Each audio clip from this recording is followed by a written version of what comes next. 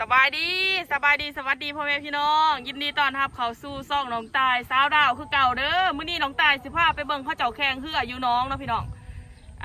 ตอนนี้น้องตายก็ดังสิย่างเข้าไปอันนี้ก็สิเป็นบ้านทั้งแห้งเนาะบ้านกลางนะพี่น้องแถวนี่ก็สิเป็นทงไทยทงน่านสังเกตเบิ่งทงหน้าพี่น้องเขาหน้ามันถ่วมบ่ได้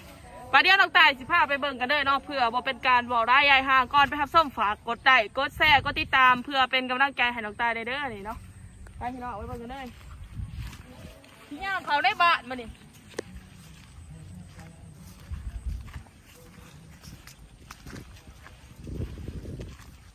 โอ้เขางามละบ่อนนี่เนาะอันนี้จะเป็นครัวขามพี่น้องย่างขามนะตะกี้น้องตายเอารถมานี่โอ้ไตขามพน้าเลยโอ้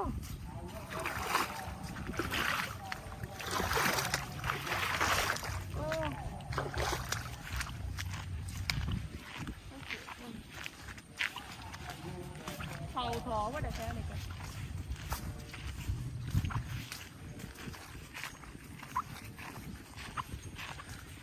อันนี้จะเป็นบ้านกลางเนี่ยมาใต้หลังก็จะเป็นบัตรเนาะมาค่ะนี่ก็จะเป็นหมู่บ้านน้องตายค่ะนี่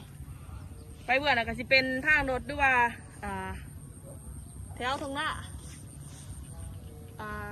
แถวทงเนาะเขาเอิ้นทง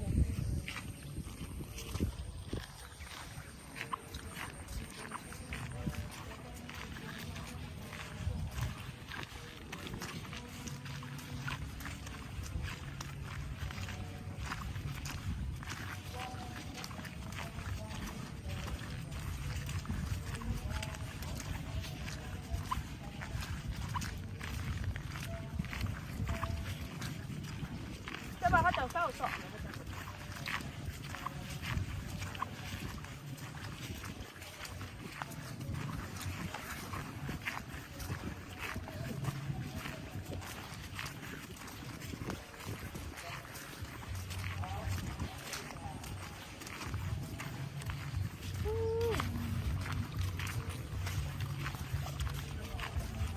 ก็ใส่เวทแท้ดิคือสิละด้วย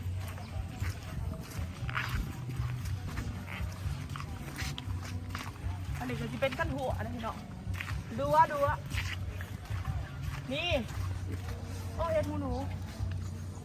ผู้ใดเจ้าสุเนาะต้องปีนก็เหี่ยวตัวนี้มันคือน้ำหน่อยเถอะวะ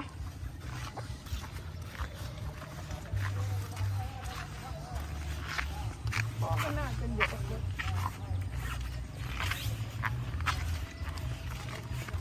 นี่ก็จะเข้าไปทางหมู่บ้านเข้าไปหมู่บ้าน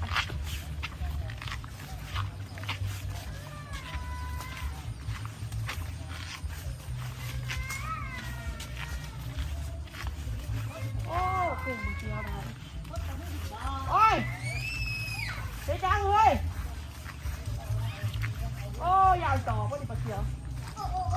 ปลาน้อยหลากหลายคนที่สาวเลยเด้อเจ้าอีหยังคนที่สาวไปไพ่เหือหัวพอดีเหือจมเขาไพ่แหล่ว่าหนักง่ายเขาก็เลยว่าว่าที่จะไรจะใช้สุขภาพโอ้ยควายตัวอื่นก็อยากใหญ่ควายยังบ้าพายเหือใหญ่คนใหญ่คนในน้อยนะคือมาเป็นเพื่อนลมปล่อยใจจะได้หรอเขาก็ได้เหลือที่สี่โอ้นะคนใจจ่อยนี่มันก็เอาแก้วกระพือว่า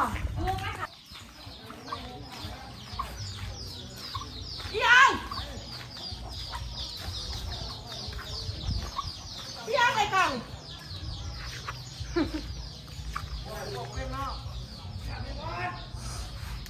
นี่เราพี่น้องจะแค่ไม่บอกแค่มูอ่ะ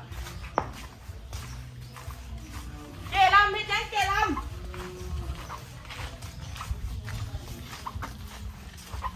เนี่ยเขาลองข้างเลยมาจริงๆก็จะเป็นทางข้อนขี่เนาะ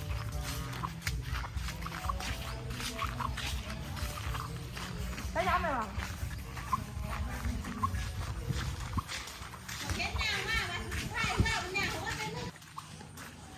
พี่น้อง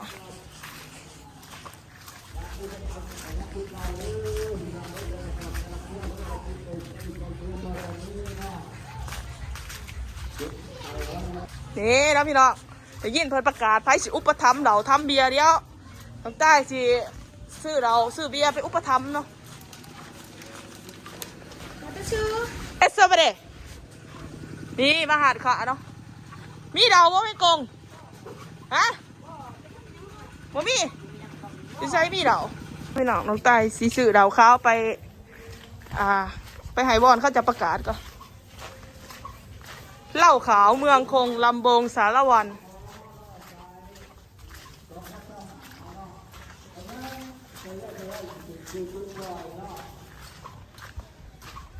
ไปกดประกาศวะ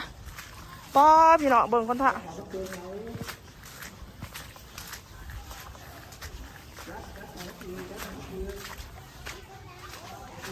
รางบอลไหล ดีเนาะเอวมอนี่สิไปเพ่นวะล่ะโอ้ดีเนาะพี่น้องตอนน้องตายยังหน่อยน้องตายสิไปเพ่นแบบนี้เนาะได้ยังไปเพ่นถอดประตูบ่โอ้นี่เฮ็ดจังแม่อู้ฮะช่องเบิ่งอยากช่องเบิ่งช่องบ่ได้บ่ออกมาบ่ได้บ่ได้อยู่มันหักมืออักไปบ่ได้อีกเจ้าหาน้องก็สิมาแช่บ่นี่สิมาเบิ่งเขาจะแก้แล้วพี่น้องเอามาพี่เป๊ปซี่น่ะเอาใจเย็นๆเลยกรรมการเอาอยู่ทั้งจุดก่อยเนาะไม่ใช่ลูกยักษ์ต่อขาอยู่การอยู่อ่ะเนาะป้าเดี๋ยวพี่น้องโอ้ไฟน่ะเบิ่งเลยเด้อดูกรรมการเลยยักษ์ต่อนับเบิ่งนับเลยหัวเรือนับเลยอันนั้นแมนสอบเลยเขาจะสอบเพื่อเด้อเฉพาะนี่ป้าอันนั้นน้ำท่วมพี่น้องเลยนี่เนาะอ๋อเด็กก็จะเป็นหัวข่อยมันจะบ่มื่นบ่ก็จะกระเจียวไว้เรื่องมืออื่นตัวนี้นอกบอกว่ามีเสี้ยนเบ้าอันนี้ก็จะเป็นซีพายแล้วเสี้ยนเบ้ากับว่าล้วงเวลาเราเนี่ยนี่อยู่ตรงนี้สักเดี๋ยวบนเสี้ยนเบ้าตรงนี้เนาะก็คอยมุกมาใจดื้อน้ำจีใต้เนาะผมว่ารู้ว่าทำเป็นน้ำเป็ปซี่เนี่ยกันนึงกวดเนาะนี่แถมของขึ้นว่าอีก3 กล่องเนาะกับพ่อคนใจเด้อน้ำจีใต้เนาะเอฟซีฮอนอเพิ่นมาสนับสนุนเพื่อช่วงสีไฟวันทั้งแห่งฮอนอก็ขอคนมุกใจอีกทีนึงเนาะอันนี้ก็เป็นซีพายนะพี่น้องซีพายยิงกินอะไรก็ให้ใช่แล้วข้าจะเฮ็ดอันนั้นน้ำท่วมพี่น้องจ้องไผน่ะเจ้าไผ่เราหอยไปเลยป้าเนาะอันนี้ซ้ำนั่นแต่ที่ไผ่บ้านเขาหอยเอาซ้ำไหนเอาถึงไปแล้วเอาจนใบไผ่ฮักแหละเอาจัดดึงยาวสุดละพาสุดดึงสุดเลยสุดละพาเลยอันนี้สอบเอาว่าจังไหนท่าทางว่าจังไหนฮักเองว่าจังไหนดึงขึ้นเลยมีปีงบ่